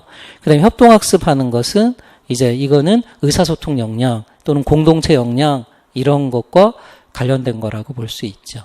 예, 그래서 이렇게 논술은 아무래도 전혀 시대와 동떨어지게 묻기는 어렵잖아요. 그래서 이러한 시적인 것들이 관계에 대해서 출제가 된다라고 보시면 돼요. 예. 예, 그래서 이 비행 발생 이론은요, 이거는 이제 우리 학교 폭력의 문제라든가 이런 것들이 계속적으로 학교에서 이슈화되고 있죠. 또 학교 밖 청소년의 문제들, 이런 것과 연관시켜서 우리가 생활지도와 상담은 이 비행이나 또는 이제 4차 산업과 관련해서 일자리가 지금 사라지는 것도 있고 새로운 일자리 창출이 있잖아요. 그래서 아직 나오지 않은 진로 교육이 있죠. 그래서 비행과 진로 이 두 부분은 여러분이 초점화해서 좀 공부를 하실 필요가 있습니다. 그 다음에 10장 교육평가는 일단 보세요. 교육과정 나오죠. 교수학습 방법 나오죠. 그럼 뭐가 나와요 이제? 평가가 나오죠. 그죠? 그러니까 여기는 꼭 나올 수밖에 없다. 이 세 영역은 기본적으로 우리가 그 수업이라는 것에 초점을 둔다면 반드시 나올 수밖에 없어요. 그럼 최근에 일어나는 가장 큰 변화는 교육과정이 어떻게 된다? 교육과정에 교사에게 요구되는 역량이 재구성하는 능력. 교육과정의 재구조화. 그죠? 왜냐하면 교사들에게 주어지는 다양한 과제들이 있기 때문에 그에 맞춰서 교육과정을 어떻게 한다? 재구조화해야 한다. 왜냐하면 우리나라는 여러분 교육과정을 누가 결정했죠? 크게 중앙 권력입니까? 아니면 지방에서 결정했습니까? 중앙이잖아요. 교육부죠. 그러니까 우리는 중앙집권형 교육과정 개발 모형이었어요. 1차, 2차, 3차, 4차, 5차, 6차, 7차. 기본적인 기조는 그렇습니다. 그러면서 6차부터 교육과정 결정이 분권화되기 시작했어요. 그래서 시도교육청, 교육지원청, 7차에서는 단위학교에서 교육과정을 이제 결정할 수 있도록 하는 겁니다. 그러면 일단 교육이라고 하는 것은 두 가지를 해야 돼요. 한국인으로서의 기본적인 소양 이런 것들을 국가가 요구할 수 있죠. 그 다음에 또 동시에는 뭐예요? 이런 다양성이에요. 또 그 다음에 이러한 민의들의 요구 이런 것들을 반영할 수밖에 없기 때문에 결국 교육과정은 중앙집권적인 것과 지방분권화를 믹스할 필요가 있는 거죠. 네, 그런 측면에서 이제 이렇게 학교의 특수성, 그 다음에 학습자 맞춤형 교육 이런 걸 하려면 교육과정을 어떻게 해야 한다? 재구성화해야 한다. 그래서 이제 교육과정 설계 이런 부분들이 시험에 많이 나오는 이유가 그런 겁니다. 그 다음에 교수학습 방법에 있어서도 그러면 교육과정에 맞춰서 이제 수업을 설계해야 되겠죠? 그래서 이제 수업을 설계하고 그리고 교사 중심 수업이 아니라 지금은 학생 중심 수업이니까 학생 참여 수업 방법들 이런 것들을 잘 알아두셔야 되겠고요. 그 다음에 이제 그러면 평가도 어떻게 되겠어요? 그 이전의 평가 방식하고는 다르겠죠. 그죠? 그리고 우리나라는 사실은 교육과정 요소 중에서 가장 강조되는 게 뭐 타일러는 목표를 강조했지만 실제로는 평가입니다. 그죠? 우리나라는 다 평가하고 관계가 있어요. 고등학교 교육은 대학 입시하고 관계가 있고 이 평가 중심적인 겁니다. 근데 그 평가의 틀이 지금 우리나라가 바뀌고 있는 거예요. 2012년도부터 상대평가가 사라지고 학교 현장에 어떤 평가 제도가 들어왔죠? 절대평가가 들어오기 시작했어요. 예. 근데 그 절대평가는 우리가 목표지향적 평가잖아요. 근데 그 목표가 블룸이 제시한 목표 영역의 구분에 따르면 인지적 영역에만 포커싱 돼 있는 거예요. 근데 지금은 어때요? 뭐 교양교육이다, 이러한 전인교육이다, 인성교육이다 얘기하면서 어떤 영역도 강조하고 있어요. 정의적인 영역과 그 다음에 이러한 심리운동기능적 영역, 이런 영역도 이제 포괄하고 있는 거잖아요. 그러니까 평가가 점점 어떻게 되고 있다? 다양화되고 있다 하는 겁니다. 예, 그리고 교수학습 지향적으로 평가하려고 하다 보니까 어떤 평가가 강조돼요? 평가 기능에 있어서 진단, 형성, 총괄평가 중에서 형성평가 중심적으로 막 나왔어요. 그런데 이제는 뭐 정의적 평가 또는 역량평가, 수행평가 이런 것도 막 강조되고 있잖아요. 이런 걸 다 뭉뚱그려서 뭐라고 하냐면 과정지향평가다. 이렇게 이야기하고 있는 거예요. 예? 그래서 평가에 있어서는 키워드가 과정지향평가예요. 정리하면 이 세 가지는 꼭 알아둬야 돼. 교육과정의 재구조화. 교육과정 재구성이지 교수학습 방법은 학생 참여 중심 수업. 그 다음에 이걸 뭐 배움 중심 수업이다 뭐 이렇게 얘기도 해요. 그 다음 평가에 있어서는 뭐다? 과정지향평가. 이 과정지향평가는 굉장히 포괄적인 거예요. 하지만 우리가 평가 기준에 따르면 상대평가보다는 무슨 평가? 절대평가. 준거지향평가, 목표지향평가고 평가 시기나 평가 기능에 따라서는 이례적인 평가가 총괄평가잖아. 중간고사, 기말고사처럼 이런 총괄평가보다는 이제 수업 중에 실시하는 평가, 형성평가. 형성평가도 한 두세 번 나왔죠. 예, 그리고 이제 그 형성평가 이전에 학습자의 맞춤형 교육을 위해서는 학습자의 출발전 상태를 잘 알아야 되겠잖아요. 그게 뭐예요? 진단평가. 아직 진단평가는 나오지 않았다. 예. 그 다음에 평가 전통에 따르면 지금 구성주의 인식론이 학습자가 주인인 구성주의 인식론이 일반화되어 있잖아요. 그러니까 이제 객관주의적인 평가에서 구성주의적 평가로 바뀌고 있죠. 그래서 객관식 선택형 평가에서 무슨 평가로 바뀌고 있어요? 수행평가로 바뀌고 있는 거지. 근데 이제 수행평가를 직접 묻기 어려우니까 그 전제로서 뭘 물었냐면 올해 자기참조평가를 물었다. 그 자기참조평가 중에서 두 가지 성장참조평가와 능력참조평가를 물었다 하는 겁니다. 그러면 이제 또 수행평가가 또 나올 수 있겠죠. 그 다음에 또 나올 수 있는 게 뭐냐면은 평가 영역이라는 측면에서 보면 지금 다 인지적인 평가만을 했잖아. 그럼 어떤 평가가 남아있는 거죠? 정의적 평가. 이런 것도 나올 수 있다는 거지. 정의적 평가.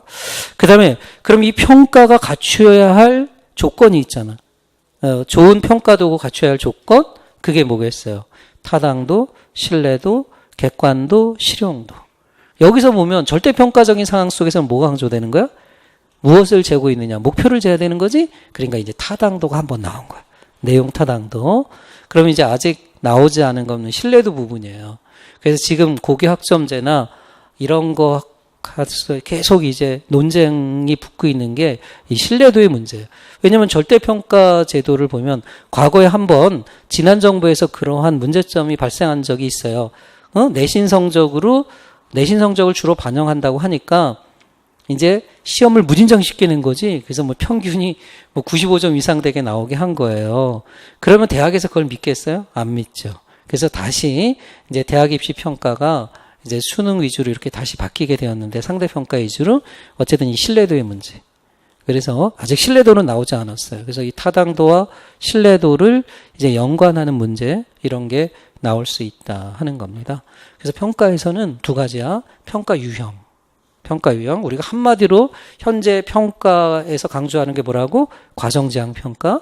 이것과 관련해서 평가 유형들, 뭐 절대평가, 그 다음에 수행평가, 정의적 평가, 그 다음에 진단평가, 형성평가 이런 걸 잘 알아두시고요. 또 하나가 이제 평가 조건, 평가 도구의 양호도, 타당도, 신뢰도 이런 부분을 확실히 숙지하는 것입니다. 예. 그 다음에 11장, 12장은 이제 뭐 출제가 되지 않았고요. 굳이 뭐 출제가 됐다면 통계에서 하나가 나온 게 있을 수 있어요. 6장 교육심리학에서 지능지수 IQ를 해석하는 거. 모든 그 측정값들, 이렇게 측정 도구를 통해서 얻은 값은 한 번에 정확한 값을 얻을 수 있어요. 아니면 반복적으로 측정을 해야 돼요.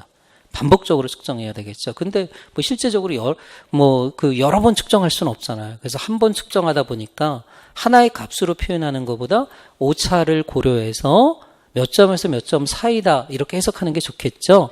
이런 거는 이제 우리가 이 그 교육 통계에서 이야기하는 그러한 점수의 해석 이런 것하고 관계가 있어요. 근데 그 초기에만 그렇게 나왔지 그 이유는 출제되지 않았다 하는 부분입니다. 그리고 초기에도 이게 추가 시험에 나왔어요. 그 추가 시험은 그 뽑는 인원이 그 교과 영역이 제한돼 있었던 거야. 예를 들어서 전문 상담 교사를 뽑으니까 이런 걸 알아야 되겠지. 그래서 이런 부분이 나온 거지. 그래서 우리가 여러분이 공부를 하실 때는 추가 시험보다는 이러한 정시 시험에 어떤 영역이 나왔느냐를 알고 그런 영역별로 대비를 하면 되겠습니다. 그 다음에 13장 교육행정학 보세요. 엄청나게 많이 나왔죠? 그러니까 출제위원들이 어떤 사람들이 들어가는지 우리가 알 수 있는 겁니다. 그죠? 그러니까 교육행정학 교수들이 거의 들어간다라고 생각하시면 돼요. 그래서 근데 우리가 교육행정학 부분에서 나올 수 있는 분야가 어떤 분인지 한번 볼게요. 일단 첫 번째 보면은 교사의 지도성이 나왔죠. 이게 이론이에요. 교육행정 이론. 그래서 지도성이라는 것은 뭐 영어로는 인플루언싱이라고 해요. 영향력 행사. 그러니까 교사가 학급 운영에 있어서 또는 수업에 있어서도 학생들에게 영향력을 행사하는 거잖아요. 그러니까 이 지도성 부분은 많이 출제될 수 있어요. 지도성은 특히 70년대 이후에 상황적 지도성, 그 다음에 요즘 혁신학교의 지도성으로 많이 언급되고 있는, 아직 시험에 나오진 않았죠, 변혁적 지도성. 이런 거. 예, 그 다음에 이제 두 번째, 동기이론이에요. 이건 뭐 교육 심리학적으로도 볼 수 있어요. 심리학에서도 동기를 다루잖아요. 근데 교육 행정학에서도 동기를 다뤄요. 동기라고 하는 것은 구성원을 행동화하도록 유도하는 심리적 에너지를 동기라고 불러요. 그러니까 조직의 구성원들이 조직의 생산성을 높이기 위해서는 열심히 활동에 참여해야 되겠죠. 그래서 이제 동기 이론이 나올 수 있어요. 우리가 이제 교육 심리학에서는 동기 이론이 학습과 연관이 되죠, 그죠? 학업 성취도와. 그래서 이제 뭐 행동주의 학습 이론에서는 외적 동기를 강조하고, 그 다음에 인지주의나 인본주의는 내적 동기를 강조하고, 그 다음에 뭐 사회학습 이론은 내적 외적 동기를 강조하고, 그러니까 심리학에서는 학습 이론적인 관점에서 동기를 봐야 돼요. 근데 최근의 학습 이론은 대부분이 인지주의 학습 이론이거든요. 구성주의도 인지주의잖아요.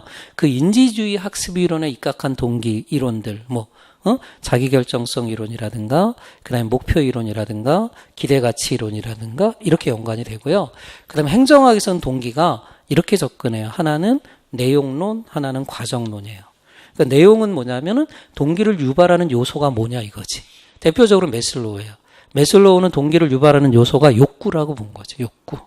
욕구. 그러니까 욕구도 재밌잖아. 인간은 뭐 합리적 존재인가? 아니면 욕구적 존재인가? 무슨 존재예요? 욕구적 존재죠. 합리적 존재라고 생각하면 세상에 많이 절망을 해요. 그렇죠? 박근혜 이명박을 보면서 절망하잖아요. 대통령이라는 사람들이 저렇게 합리성이 떨어지는가.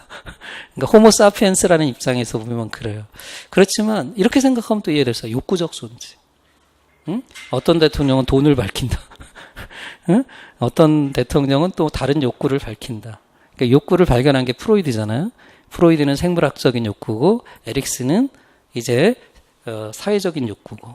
근데 매슬로우는 그 욕구가 한 가지라는 거야, 여러 가지라는 거야? 여러 가지다. 왜냐하면 전인적 존재니까 이런 거예요. 그러니까 이거는 학급 운영이나 또는 학교 운영에 시사하는 바가 커요. 선생님들은 다양하고 또 학생들도 다양하잖아요. 그럼 학생들이 욕구가 한 가지예요, 여러 가지예요? 여러 가지다. 이런 겁니다. 그런 걸 고려해서 학급 운영이나 그 다음에 학교 운영을 해야 한다 하는 겁니다. 그래서 동기 이론. 그 다음에 이제 3번을 보면은요, 이 3번, 4번, 그 다음에 5번 보세요. 공통점이 뭐예요? 조직론이죠. 예.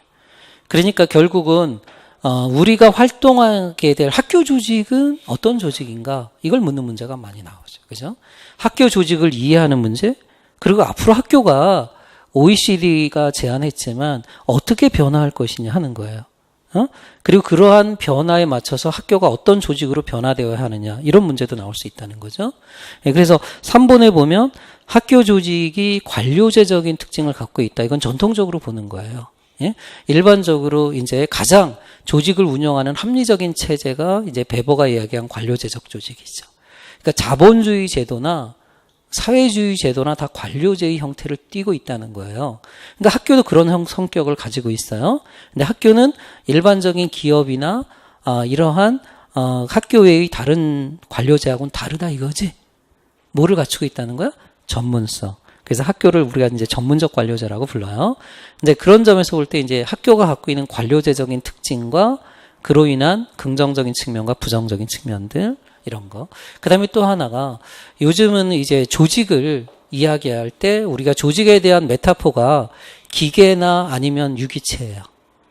근데 기계는 굉장히 그 요소 중심적이고, 그 다음에 우리가 이제 어떤 조직을 정의할 때 초기 개념이 기계에 비유하는 거고, 기계는 단순히 그 부품들의 집합체인 것처럼 조직도 개인의 집합체라고 보는 거예요.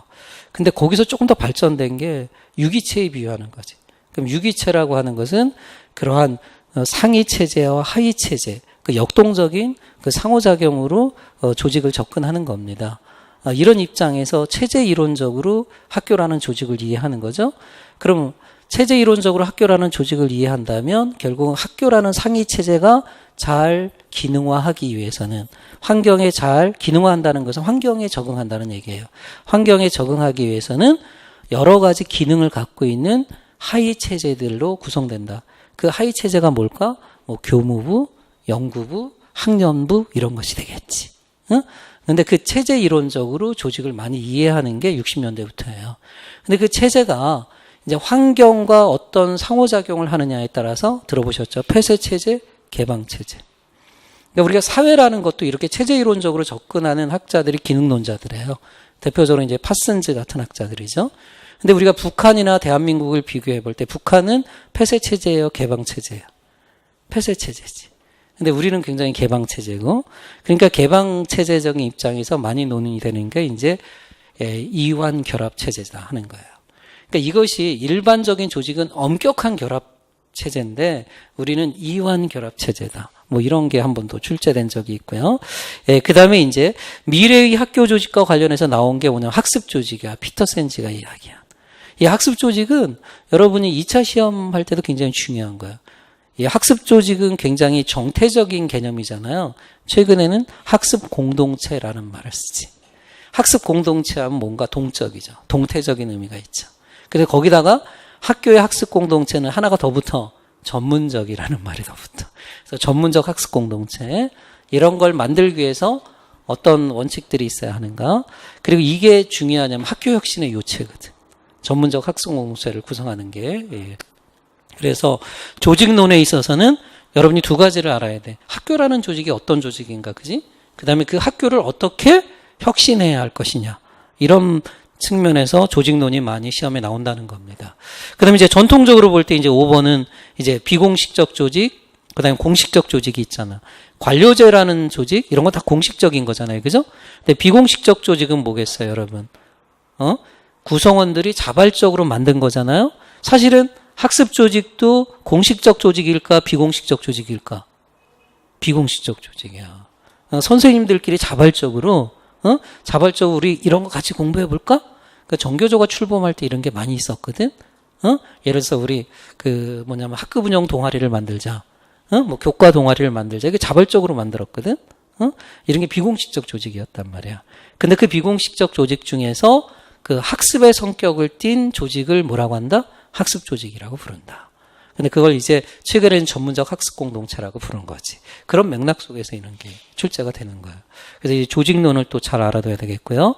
그 다음에 이제 6번을 보면은 이건 정책론이죠. 기획이 나온 거예요, 기획이. 이 기획이 나온 게 뭐냐면은요. 이게 이제 그 성인 평가에서는 기획력을 다 평가하는 거니까. 기획이 또 왜 나왔을까? 여러분, 교육과정하고 연관시켜봐. 지금 교육과정을 재구조한다는 말은 교육과정을 선생님들이 어떻게 하는 거지? 학교에 맞게끔 또 학생의 특성에 맞게끔 지역사회 특성에 맞게끔 어떻게 하는 거야? 설계하는 거지. 그지? 응? 그러니까 교육과정을 설계하는 것 자체가 플래닝 아니야. 그지? 이런 걸 교육기획으로 부른 거야. 근데 정말로 학생들이 이걸 되게 어려운 문제로 본 거야. 교육기획을. 응? 그러니까 이게 단편적으로 공부를 하기 때문에 그런 거야. 그러니까 어차피 학교에서 교육과정을 만드는 것 자체가 기획이잖아. 그렇게 쓰면 되는데 이걸 연관시키지 못하니까 교육기획은 배운 적이 없거든? 이거는 행정 쪽에서 다루는 거니까 교수학습하고는 거리가 멀다고 생각해서 안 가르쳐준 선생님들이 많았던 거야. 그러니까 답을 못 쓴 거지. 응? 근데 사실은 교육학에 잘 보면 우리가 한 여러 개의 에피소드가 있지만 이것이 서로 관련이 없는 거에 다 관련이 있는 거야. 관련이 있는 거야. 이런 걸 우리가 유의미 학습이라고 하는 거야. 그러니까 제가 교육적으로 지향하는 게 바로 유의미 학습이야. 이거 몰라도 A를 몰라도 B를 통해서 접근하는 거지. 그지? 그러면 최하점은 안 나오는 거야.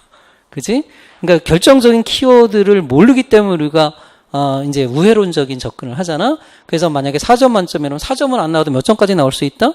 3점은 나올 수 있다는 거야. 그게 또 제 학습의 주안점이기도 합니다. 그 다음에 또 하나가 이제 자기개발이잖아.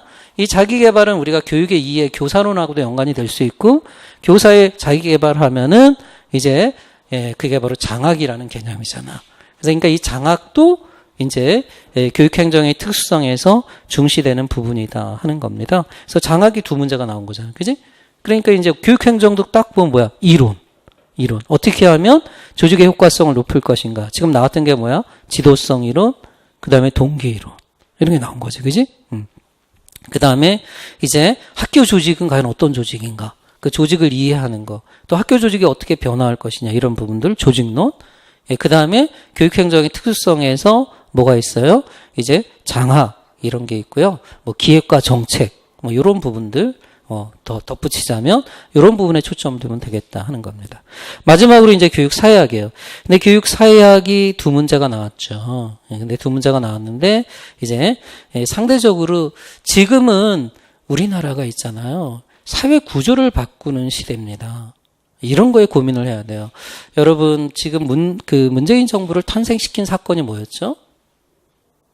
물론 정유라 사태에서 발발을 했지만 그래요. 모든 이러한 사회 변화가 일어나기려면 큰 사건이기도 하지만 작은 사건에서 출발하는 거예요.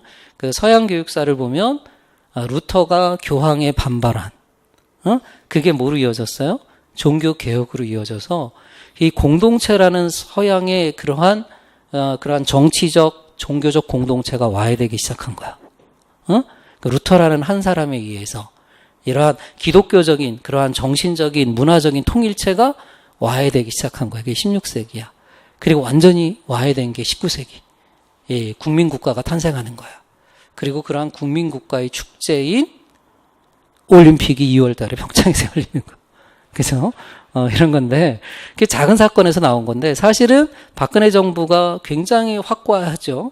근데 그게 무너진 게 정유라라는 부정입학비리에서 나왔잖아. 근데 결정적으로 무너뜨리게 된 계기는 뭐야? 촛불혁명이죠. 근데 재미난 게 어떤 국민들은 촛불을 들었고 어떤 국민들은 태극기를 들고 있는 거야. 근데 그걸 가만히 생각해 보세요. 근데 태극기는 지금 들면 안 돼.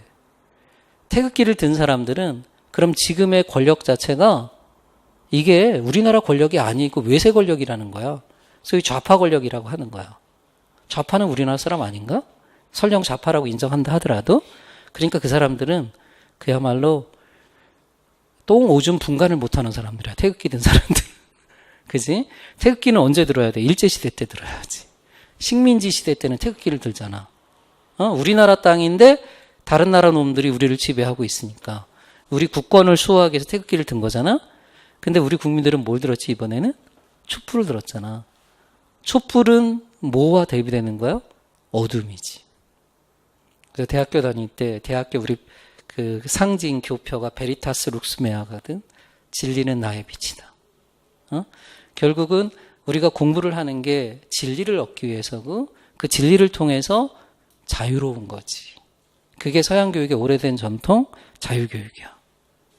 이런 걸 피터스는 인라이트먼트 계명이라고 한 거야. 그러니까 모르는 사람보다 알고 있는 사람은 다른 거지. 예수도 얘기했잖아. 진리가 너희를 자유롭게 하리라. 그러니까 우리가 공부를 하는 건 그런 무명의 상태에서 벗어나기 위한 거지.